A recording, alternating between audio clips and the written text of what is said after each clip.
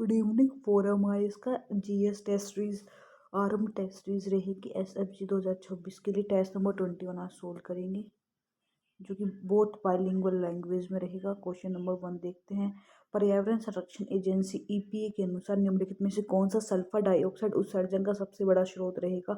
Sulphur dioxide उत्सर्जन जीवाश्म ईंधन का उपयोग करने वाले रेल इंजन इसका महत्वपूर्ण आंसर रहेगा।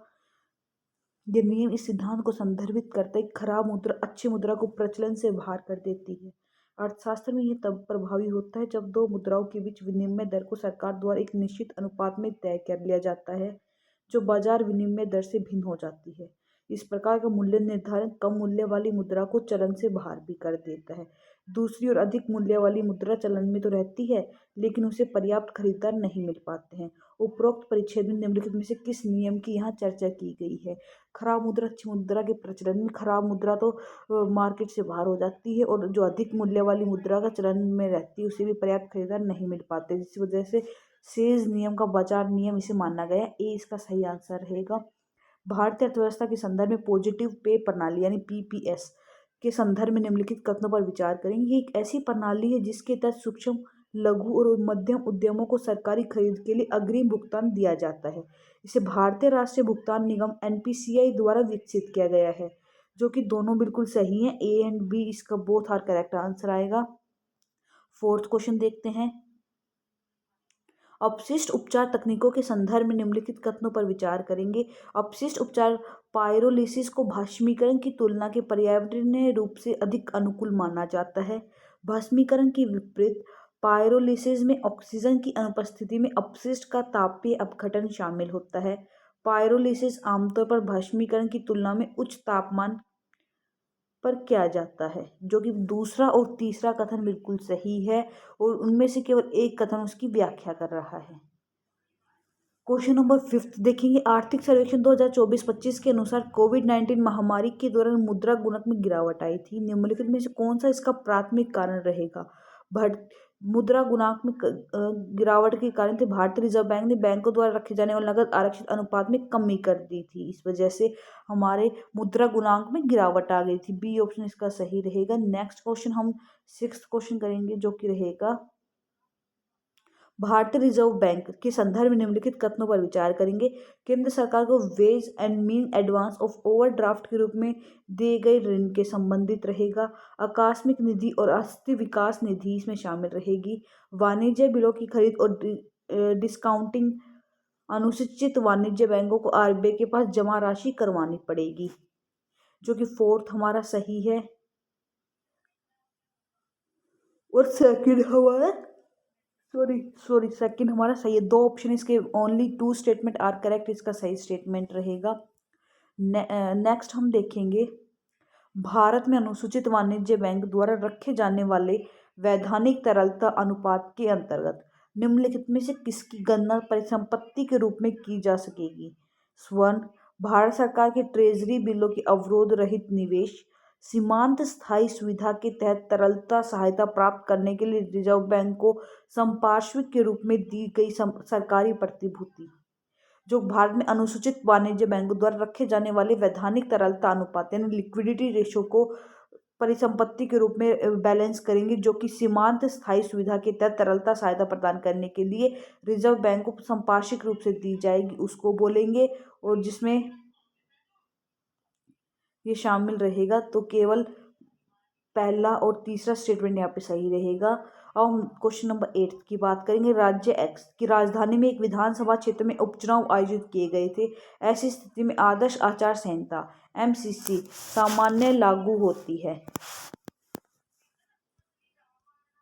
जो कि पूरे राज्य में उस जिले में जहाँ में विधानसभा की स्थित है, केवल उसी विशेष विधानसभा क्षेत्र में, न कि पूरे जिले में, उसी जिले जहाँ विधानसभा क्षेत्र स्थित है और साथ ही सभी निकटवर्ती जिलों में।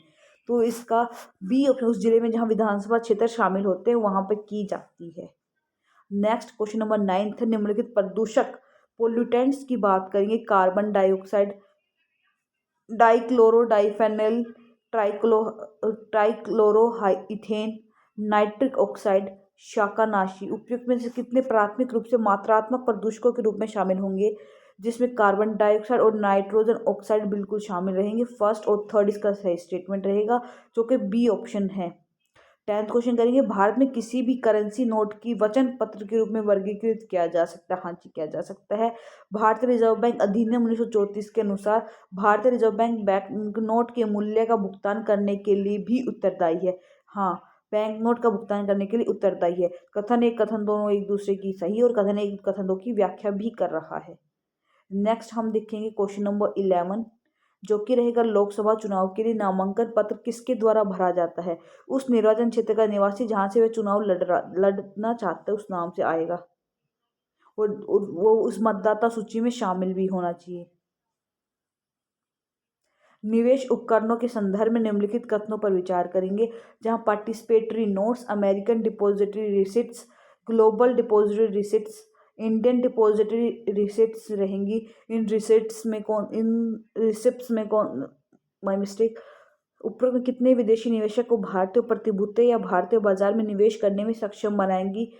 रिसिट्स अमेरिकन डिपॉजिटरी रहेंगी और पार्टिसिपेटरी रहेंगी। 13th question both are correct answer रहेगा 11th का। 13th क्वेश्चन देखेंगे, निवेशक शिक्षा और संरक्षण निधि प्राधिकरण भारत सरकार के निम्नलिखित में से किस मंत्रालय के अंतर्गत कार्य करेगा। वित्त मंत्रालय, कॉर्पोरेट मामलों की मंत्रालय, वाणिज्य उद्योग मंत्रालय, उपभोक्ता मामले, खाद्य और सार्वजनिक वितरण मंत्रालय। निम्नलिखित संस्थानों को उनकी स्थापना के वर्ष के अनुसार कालक्रम रूप से व्यवस्थित करेंगे, जहां भारतीय निर्यात ऋण गारंटी निगम लिमिटेड द्वारा किया जाएगा। क्वेश्चन नंबर 14 देखेंगे, वित्तीय सेवा के संदर्भ में निम्नलिखित में से कौन सा बैंक अश्योरेंस का सबसे अच्छा वर्णन है। बैंक और बीमा कंपनियों के बीच एक समझौता जिसके तहत बैंक अपने ग्राहकों को बीमा कंपनियों की बीमा उत्पाद बेचते हैं। बैंक और बीमा कंपनियों के बीच एक समझौता जिसके तहत बीमा पॉलिसी का प्रीमियम प्रचलित बैंक दरों पर आधारित होता है। एक जोखिम साझाकरण तंत्र जिसके माध्यम से बैंक वित्तीय तनाव के दौरान बीमा कंपनियों को पूंजी सहायता प्रदान करते हैं। एक वित्तीय सुरक्षा तंत्र जिसके तहत बैंकों को ऋण, चूक और गैर निष्पादित परिसंपत्तियों के खिलाफ बीमा करने के लिए तैयार किया जाता है। वित्तीय सेवा क्षेत्र के संदर्भ में निम्नलिखित में से कौन सा बैंक अश्योरेंस का सबसे अच्छा वर्णन रहेगा। जब बैंक और बीमा कंपनियों के बीच एक समझौता जिसके तहत बीमा पॉलिसी का प्रीमियम प्रचलित बैंक द्वारा निर्धारित किया जा सकेगा, उसको वित्तीय सेवा हेतु बैंक अश्योरेंस दिया जाएगा। नेक्स्ट क्वेश्चन नंबर 16 रहेगा, जो एशियाई विकास बैंक, एशियन डेवलपमेंट बैंक के संदर्भ में निम्नलिखित में से कौन सा कथन सही रहेगा। बैंक का मुख्यालय जकार्ता, इंडोनेशिया में स्थित है। एडीबी का सदस्यता केवल एशिया और प्रशांत क्षेत्र के स्थित लोगों के लिए खुली है। बैंक के प्रत्येक सदस्य के अनुपातित वोट की संख्या उस सदस्य द्वारा रखे गए एडीबी के कैपिटल स्टॉक के शेयर की संख्या के बराबर होती है। जापान और संयुक्त राज्य अमेरिका एडीबी के दो सबसे बड़े शेयर धारक हैं, जो कि सेकंड अगर हम स्टेटमेंट गलत कर दें तो हमारा बी और डी स्टेटमेंट सही बेटर, क्या तो तीसरा और चौथा, क्या पहला, तीसरा और चौथा, जो कि तीसरा और चौथा इसका सही आंसर है। अब हम करेंगे question number 17, PM care fund के संदर्भ में निम्नलिखित में से कौन सा कथन गलत है। पीएम केयर फंड भारत के प्रधानमंत्री फंड के पदेन अध्यक्ष होते हैं। किसी कंपनी द्वारा पीएम केयर फंड में किया गया अंशदान कंपनी के कॉर्पोरेट सामाजिक उत्तरदायित्व यानी CSR व्यय के रूप में मान्य रहेगा। पीएम केयर फंड विदेशी व्यक्ति के साथ साथ विदेशी संगठन से भी अंशदान स्वीकार कर सकता है। पीएम केयर फंड का ऑडिट वित्तीय वर्ष के अंत में भारत के नियंत्रण महालेखा परीक्षक द्वारा किया जाएगा। पीएम केयर फंड प्रधानमंत्री इसके प्रधान अध्यक्ष रहेंगे और जो कि अंशदान कंपनी कॉर्पोरेट सामाजिक उत्तरदायित्व के लिए किया जाएगा, जो कि PCSR मॉडल के तहत काम की। बी इसका सही ऑप्शन रहेगा। क्वेश्चन नंबर 18 देखेंगे, भारतीय अर्थव्यवस्था के संदर्भ में निम्नलिखित में से कौन सा कर व्यय यानी इनकम टैक्स शब्द का सबसे अच्छा वर्णन करेगा। कुछ व्यक्ति द्वारा कर चोरी के कारण सरकारी राजस्व में हानि होना, व्यक्ति से कर एकत्र करने में आयकर अधिकारी द्वारा किया गया व्यय, सरकार द्वारा सामाजिक क्षेत्र के व्यय के लिए उपयोग किए जाने वाले कर राजस्व का एक हिस्सा, कर छूट और कटौती के कारण सरकार द्वारा लगाया गया राजस्व, जिसका सी ऑप्शन सरकार द्वारा सामाजिक क्षेत्र के व्यय के लिए उपयोग किए जाने वाले कर को राजस्व व्यय बोला जाता है।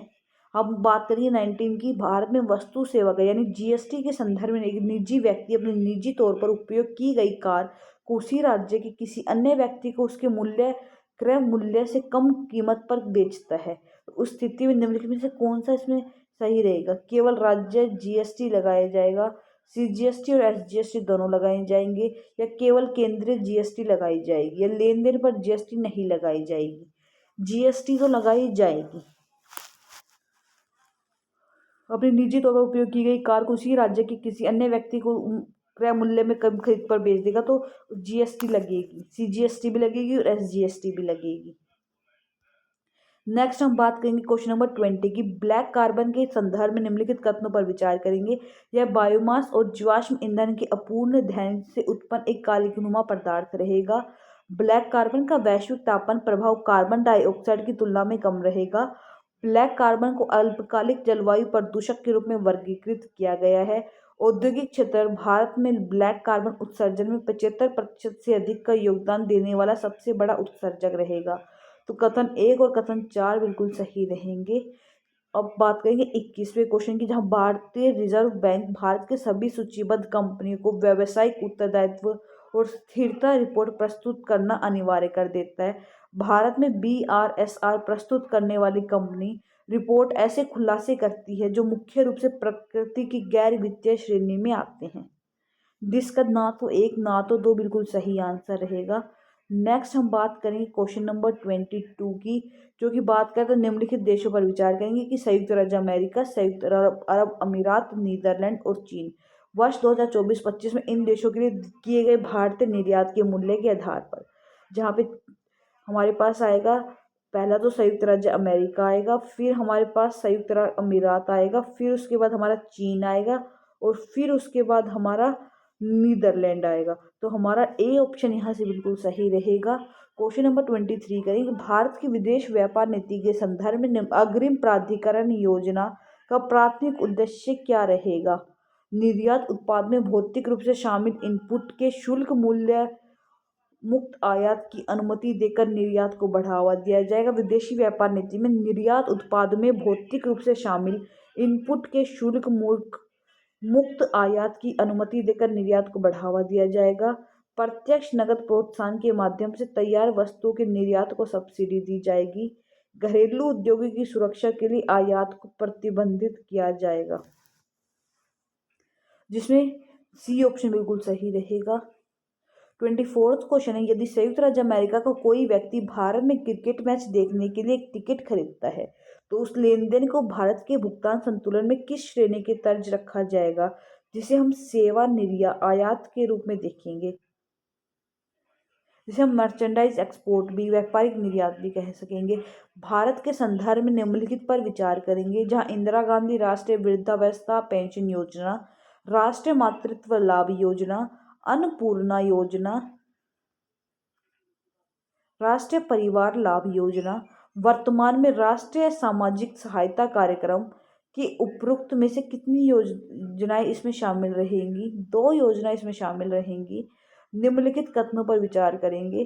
अन्य सभी परिस्थितियां समान रहते हुए भारतीय रुपये का अवमूल्यन होने की संभावना है यदि भारत में वस्तुओं की कीमत के सामान्य स्तर से उल्लेखनीय वृद्धि हो। संयुक्त राज्य अमेरिका के फेडरल रिजर्व द्वारा नीतिगत ब्याज दरों में वृद्धि की गई हो। विदेशी संस्थागत निवेशक भारत में अधिक पूंजी लाते हों। तो इसका पहला और तीसरा स्टेटमेंट सही रहेगा। नेक्स्ट हम बात करेंगे क्वेश्चन नंबर 27। भारतीय अर्थव्यवस्था के संदर्भ में बैंक प्राप्ति प्रमाण पत्र, इलेक्ट्रॉनिक बैंक प्राप्ति प्रमाण पत्र कभी कभी मीडिया के निम्न संदर्भ में दिखाई देते हैं, जिन्हें बेसल 3 मापदंड के तहत प्राप्त बैंक का पूंजी पर्याप्त अनुपात के रूप में रखा जाता है। इस वजह से हमारे पूरा एक रह जाएगा।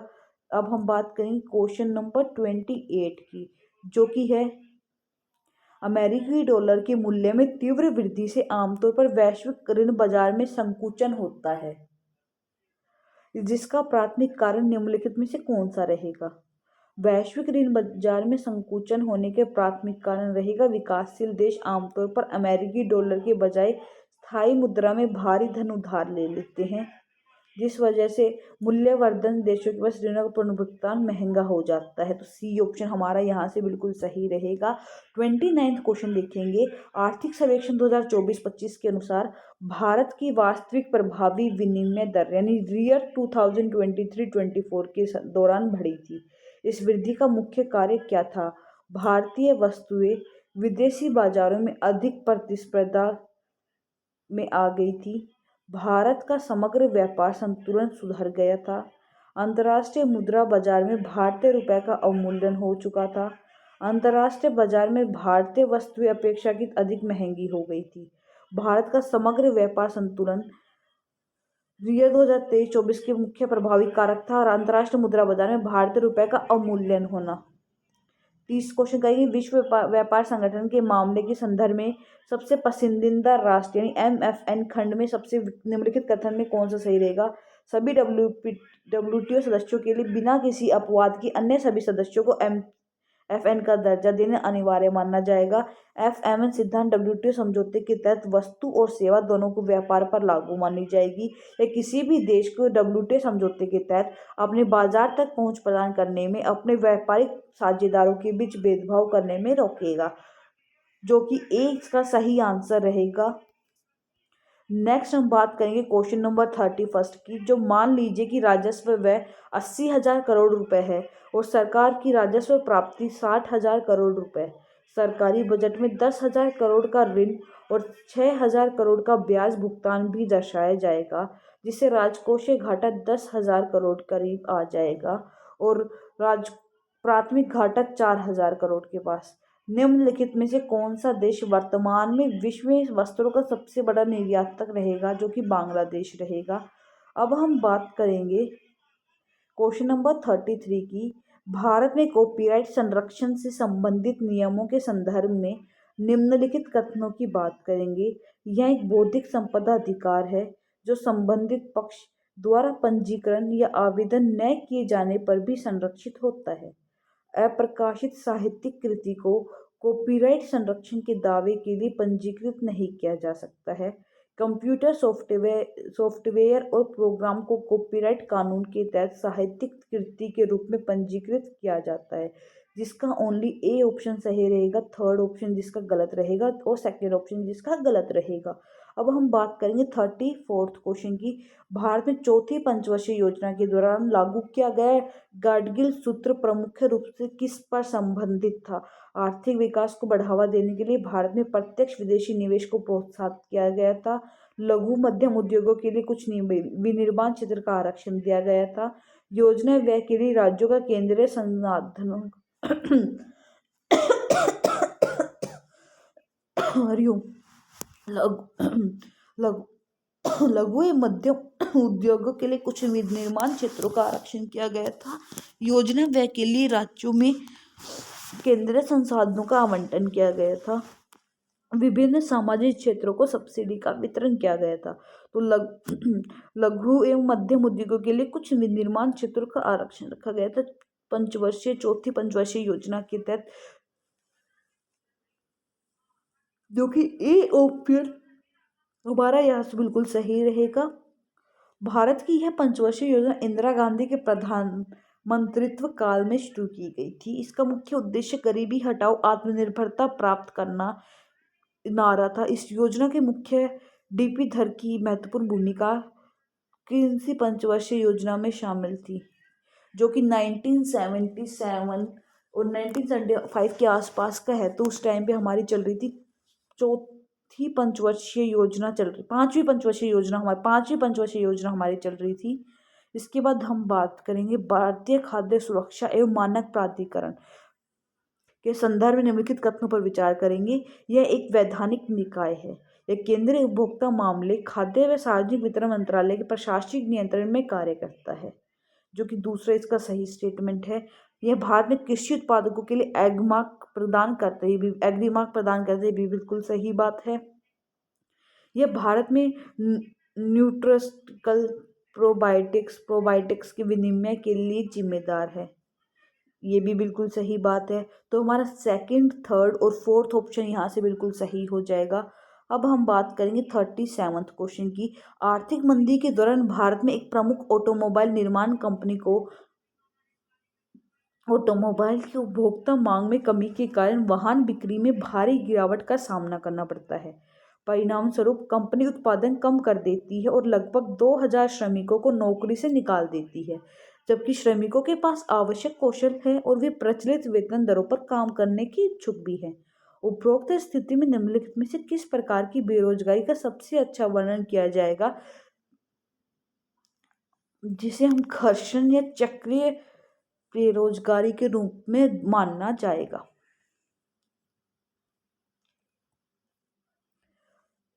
घर्षण उसका बिल्कुल सही आंसर था। 38 क्वेश्चन बात करेंगे। किसी निश्चित तापमान पर एक निर्दिष्ट समावधि के जल के नमूने में जैविक ऑक्सीजन मांग बीओडी निम्न में से किसका मापन करेगी? जल में मौजूद कार्बनिक पदार्थ के रासायनिक ऑक्सीजन के लिए आवश्यक घुलित ऑक्सीजन की मात्रा, जल में घुलनशील कार्बनिक अपशिष्ट से अपघटन के लिए आवश्यक घुलित ऑक्सीजन की मात्रा, जल में मौजूद कार्बनिक पदार्थ के अपघटन के लिए वायवीय जैविक जीव द्वारा आवश्यक घुलित ऑक्सीजन की मात्रा, जल में मौजूद सभी कार्बनिक अकार्बनिक पदार्थ के रासायनिक ऑक्सीजन के लिए आवश्यक घुलित ऑक्सीजन की मात्रा। बीओडी जैविक ऑक्सीजन मांग को बढ़ावा देती है, जिसमें सभी कार्बनिक और अकार्बनिक पदार्थों के रासायनिक ऑक्सीजन के लिए आवश्यक घुलित ऑक्सीजन की मात्रा मापी जाएगी, जिसका डी ऑप्शन बिल्कुल सही रहेगा। नेक्स्ट हम बात करेंगे 40th क्वेश्चन की, जो रहेगा एक सॉफ्टवेयर इंजीनियर एक सॉफ्टवेयर कंपनी के पूर्णकालिक फुल टाइम तौर पर कार्यरत है, लेकिन शाम और सप्ताह के दौरान किसी अन्य फर्म के लिए अंशकालिक फ्रीलांसिंग परियोजना पार्ट टाइम फ्रीलांसिंग प्रोजेक्ट भी कर लेता है। अपनी मुख्य नौकरी से इस्तीफा दिए बिना उपरोक्त में से किसमें से वह विकल्प सबसे अच्छा वर्णन करेगा? मूनलाइटिंग, अनियमित रोजगार, दोहरा रोजगार या गिग रोजगार। फ्रीलांसिंग एक प्रोजेक्ट बेस्ड प्रोजेक्ट है जहाँ गिग वर्कर के रूप में काम किया जाएगा। लेकिन गिग वर्कर ये जरूरी नहीं कि हम आज कहीं पे काम करें, कहीं दूसरा कहीं पे करेगा। तो इसका आंसर ना तो ये अनियमित रोजगार है, मून लाइटिंग के तहत काम करेगा। फर्स्ट ऑप्शन इसका बिल्कुल सही रहेगा। 41st क्वेश्चन देखिए, किसी व्यक्तिगत वस्तु के लिए मूल्य लोच का परिणाम कैसे निर्धारित किया जाएगा? किस हद तक वस्तु एक आवश्यकता या विलासिता के रूप में शामिल है? किस हद तक स्थानांतरण उपलब्ध है? अर्थव्यवस्था में आय वृद्धि की दर क्या है? बाह्य क्षेत्र प्रबंधन के संदर्भ में गारगोटे ग्रीनस्पैन नियम के किस देश के सुझाव थे? ये सभी अल्पकालिक विदेशी ऋण को कवर करने के लिए पर्याप्त विदेशी मुद्रा भंडार रखने की बात करता था। नेक्स्ट हम बात करेंगे 43rd क्वेश्चन की, जो कि रहेगा हाल ही में दक्षिण तट रेलवे जोन को भारतीय रेलवे ने 18 जोनवे क्षेत्र में अधिसूचित कर दिया है। इस संदर्भ में रेलवे जोन और उनके मुख्यालयों को निम्नलिखित श्रेणी में रखा जाएगा। वो निम्नलिखित श्रेणी क्या रहेगी? मध्य रेलवे जबलपुर का, पश्चिम रेलवे अहमदाबाद, पूर्वी रेलवे कोलकाता, उत्तरी रेलवे प्रयागराज, जो कि बिल्कुल सही आंसर है। All are correct. 46 क्वेश्चन देखेंगे। ट्राइस्टोन जो कई घरेलू उत्पादकों में मिलाया जाता है, मानव स्वास्थ्य पर प्रतिकूल प्रभाव डालता है। इस संदर्भ में निम्नलिखित पर विचार करेंगे कि टूथपेस्ट, साबुन और हैंडवॉश, सौंदर्य प्रावधान, कृत्रिम स्वीटनर, खाद्य प्रभिक्षक निम्नलिखित उत्पादकों की सामान्यतः ट्राइक्लोसन में रखेगा, जो कि सौंदर्य प्रसाधन और कृत्रिम स्वीटनर इसके सही आंसर रहेंगे। 3 ऑप्शन इसके बिल्कुल सही रहेंगे। नेक्स्ट हमारे बात आएगा 47 तत्काल भुगतान सेवा के संदर्भ में निम्नलिखित कथनों पर विचार करेंगे, जो ये उपभोक्ताओं को प्रतिदिन 1 लाख रुपए की अधिकतम सीमा पर बिलों का निपटान और धन हस्तांतरण करने की अनुमति देता है, जो सभी उपभोक्ताओं के लिए उपलब्ध भी रहता है। नेक्स्ट हमारा क्वेश्चन है 48th क्वेश्चन, जो पर्यावरण के संदर्भ में केल्विन चक्र यानी केल्विन साइकिल मुख्य रूप से किससे संबंधित रहेगी? यह पारिस्थितिक तंत्र में प्रत्येक पोषी स्तर पर की जाने वाली संदूषक की सांद्रता में वृद्धि के महत्व के रूप में मानी जाएगी। भारत में वस्तु सेवा कर के संदर्भ में रिवर्स चार्ज मैकेनिज्म RCM का सबसे अच्छा वर्णन क्या करेगा? कर का भुगतान करने का दायित्व वस्तु या सेवा की आपूर्तिकर्ता पर होता है। अधिसूचित आपूर्ति श्रेणी के संदर्भ में कर भुगतान की देयता वस्तु या सेवा के आपूर्तिकर्ता के बजाय उनके प्राप्तकर्ता पर होती है।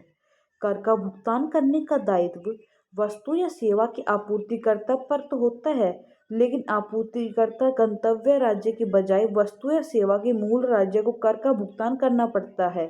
जहां अधिसूचित श्रेणी की आपूर्ति के संबंध में वस्तु या सेवा के प्राप्त और ऐसी वस्तु का सेवा के आपूर्तिकर्ता के बीच भुगतान दायित्व समान रूप से साझा किया जाता है। बी ऑप्शन इसका करेक्ट रहेगा। 92वां संविधान संशोधन अधिनियम 2003 भारत के संविधान की 8वीं अनुसूची में निम्नलिखित किस भाषा को शामिल किया गया था? बोडो, डोगरी, नेपाली, संथाली।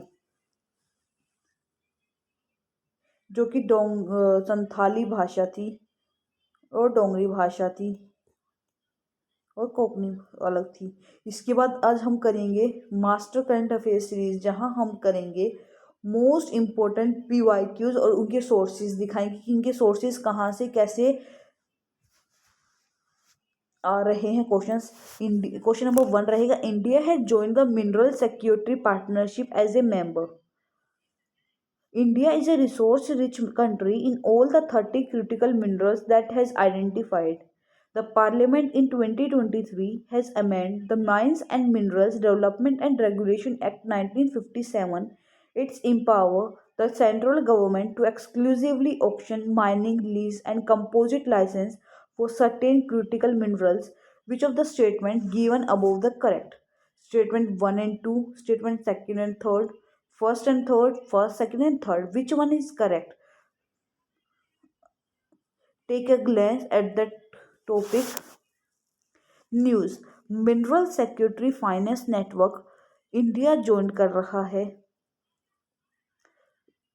बिल्कुल सही, US लेड एक ये मिनरल सिक्योरिटी फाइनेंस नेटवर्क रहेगा, जिसका एम रहेगा security supply chain for critical minerals. Mineral security partnership MSP की एक्ट ऑफ 2022 जहाँ पे इंडिया ज्वाइन करेगा इसे 2022 में, इसलिए फर्स्ट ऑप्शन हमारा यहाँ से बिल्कुल सही है। Cooperation, information sharing, ensure resilient supply chain, enhanced production capacity for critical minerals. It's also included.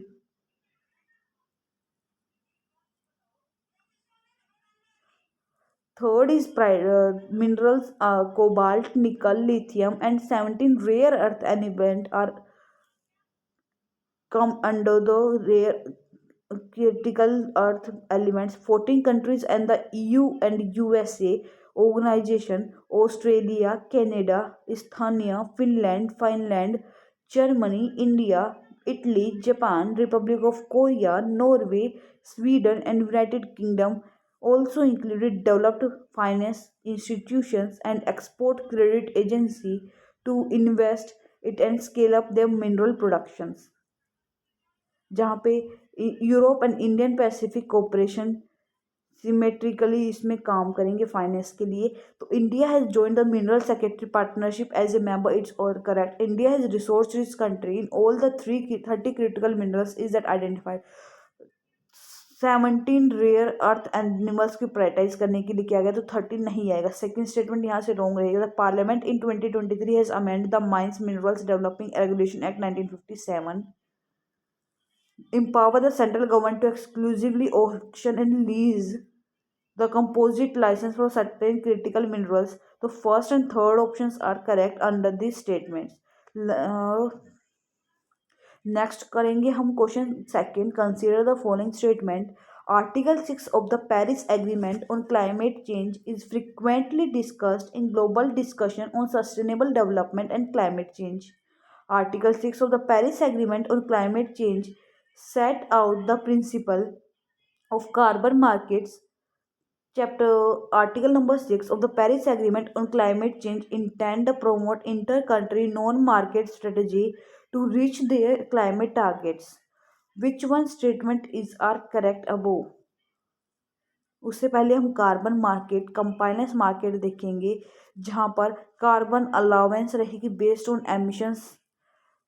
Carbon compliance market कैसे काम रेगुलेट करेगा, नेशनल इंटरनेशनल पॉलिसीज पर एंटिटीज रिसीव की जाएगी एनुअली अलाउंसेस के तौर पर।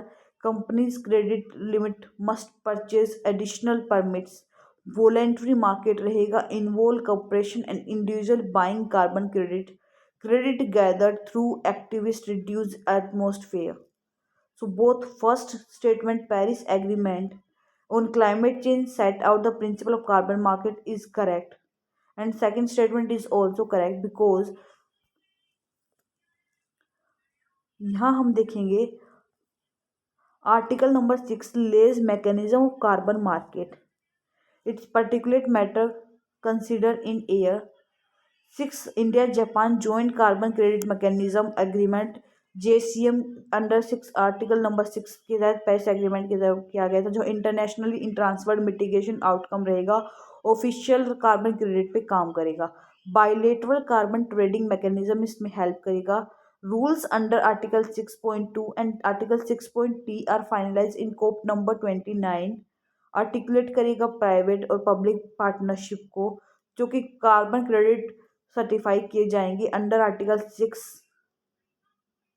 अब कार्बन मार्केट रेगुलेट कैसे करेगा, इस वजह से हमारे जो both first and second option हमारे वहाँ पे सही हो जाएंगे। नेक्स्ट हम बात करेंगे विच of the following statement regarding turmeric during year of 2022 and 2023। India is the largest producer and exporter of the turmeric in the world. More than 30 variety of turmeric are grown in India. Maharashtra, Telangana, Karnataka and Tamil Nadu are major turmeric producer states in India. Both statement यहाँ पे correct रहेगी। देखिए कैसे कि latest turmeric sector in India, turmeric is also known as a golden spice. India is the largest producer and exporter of turmeric in the world. During 2023 to 2024, India was responsible for 70% of global turmeric production.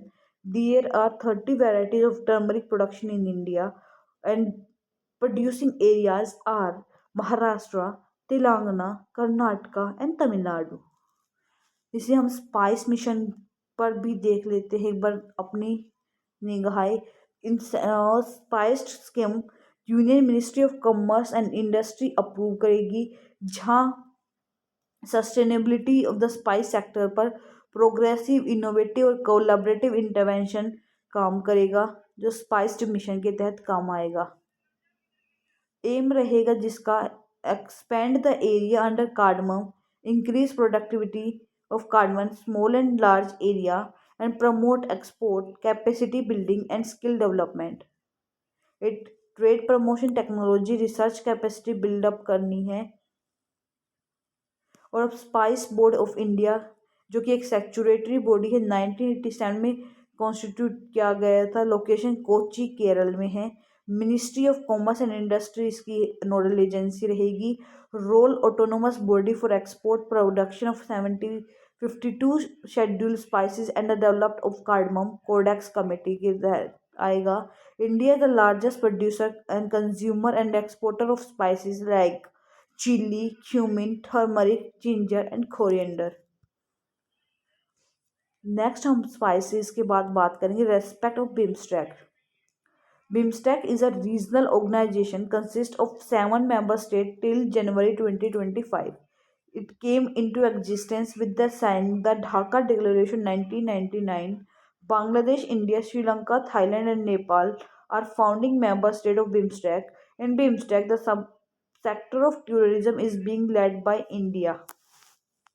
हम BIMSTEC की बात करेंगे, जो बे of Bengal initiative है, multi sectoral technical economical cooperation के तहत काम करेगा, जिसका हेडक्वार्टर चार्टर नेपाल पर काम करेगा। बिम्स्टेक चार्टर में गोल्स, प्रिंसिपल एंड स्ट्रक्चर्स पे बात की गई, जो कि लीगली पर्सनली बाइंडिंग रहेगा।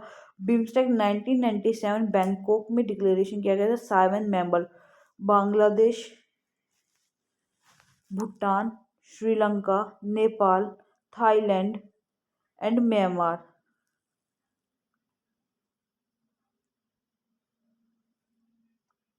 तो first and second, third statements are correct. The BRICS summit was held under the chairpersonship of Russia and Kazan. Indonesia has become the full member of BRICS. The theme of the 16th BRICS summit was strengthen multiculturalism for just global development and security. BRICS PM attend expand BRICS summit Karan Russia में की गई थी, Kazan में, जिसका gym उल nail 2001 में BRICS में आया गया था। फर्स्ट ब्रिक्स समिट 2009 में रशिया में हुई थी और 2010 में साउथ अफ्रीका में हुई थी। कजान डिक्लेरेशन 2024 का, जहाँ स्ट्रेंथन किया जाएगा मल्टीलेटरलिज्म ऑफ जॉइंट वेंचर्स पर, जो कि ब्रिक्स चेयर शाइन करेगा ब्राज़ील 2025 के लिए। तो हमारा फर्स्ट सेकंड स्टेटमेंट सही है। नेक्स्ट हम बात करेंगे, consider the following countries: United Arab Emirates, France, Germany, Singapore, Bangladesh.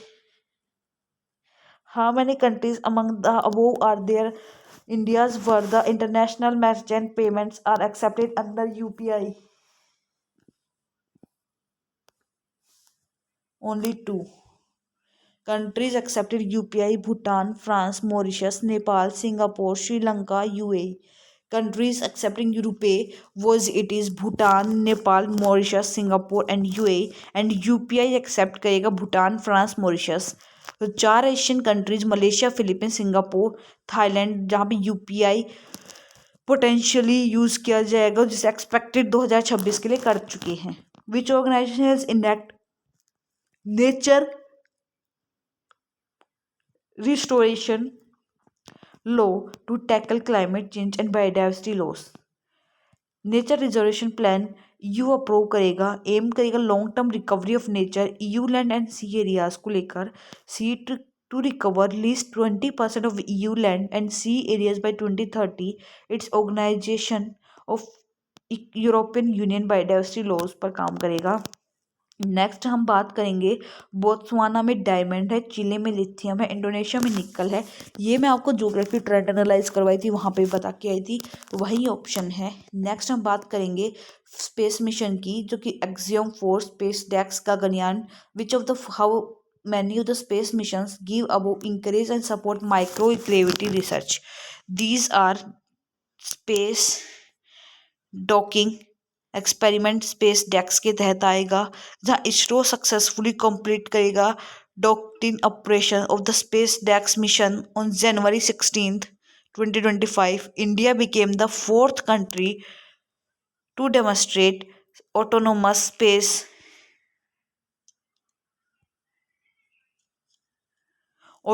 space and collaboration underlocking technology for 2 small spacecraft. SpaceDex, a cost-effective technology demonstrate mission for the in-space dockyard. It demonstrates the docking process in orbit. Significant first use of the indigenous Bharatiya docking system and strengthen India's capability of satellite servicing, refueling and orbital assembly. Next, Gaganyaan mission India first human spaceflight objective रहेंगे इसके, demonstrate human space capability launch करेगा 3 astronaut के साथ, जो कि 400 kilometre orbit में 3 दिन तक रहेंगे। लॉन्च व्हीकल रहेगा LVM-3, GSLV Mk3 के साथ इसको लॉन्च किया गया था।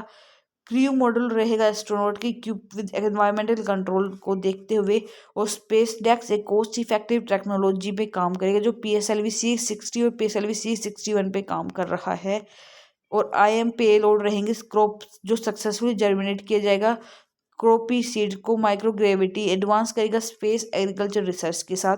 RRMTD ये रोबोटिक आर्म रहेगा, जो 60 डिग्री ऑफ फ्रीडम शोकेस किया जाएगा मोबिलिटी ऑफ स्पेस के साथ। डेब्री कैप्चर मैनिपुलेटर रहेगा, जो टेस्ट किया जाएगा रोबोटिक कैप्चर्स के साथ। डेब्रीज कैप्चर के लिए एक डार्क मिशन भी आया था 2024-25 के टाइम पर। डार्क मिशन भी मोस्ट इम्पोर्टेंट मिशन था। SpaceX is also mission NISAR, जो कि नासा और इंडिया का एक वेंचर है, जहाँ पे प्राइवेट एंटिटीज़ भी जो कि इंडिया में है, जो कि जियो अर्थ ऑर्बिट में सैटेलाइट्स को भेज सकती है, जिससे जो डेवलप्ड कंट्री है उनका खर्चा कम आएगा, क्योंकि भारत उनको बनाकर जियो अर्थ ऑर्बिट में किसी देश के कहने पर डाल सकती है, क्योंकि जियो अर्थ ऑर्बिट में डालने से वाईफाई और मौसम संबंधित जानकारी का पता लगाया जा सकता है। इस वजह से डार्क मिशन डेब्रिस इकट्ठा करने के लिए, जो आकाशगंगा है हमारे सोलर सिस्टम में जो कूड़ा कचरा है उसे उठाने के लिए डेब्री मिशन लाया गया था, जिसे डॉक्स भी कहते हैं। डॉक्स मिशन भी इसके तहत आया था, डार्क जिसकी थीम थी। ये ऐसे महत्वपूर्ण मिशन रहेंगे जो हम आज पढ़ेंगे। इसी के साथ थैंक यू वेरी मच। आज के कॉन्सेप्ट 50 क्वेश्चन हम पूरा कर चुके हैं। उसके बाद हमने ये PYQ सोल्व किए हैं। कल हम देखेंगे इसके नेक्स्ट क्वेश्चन।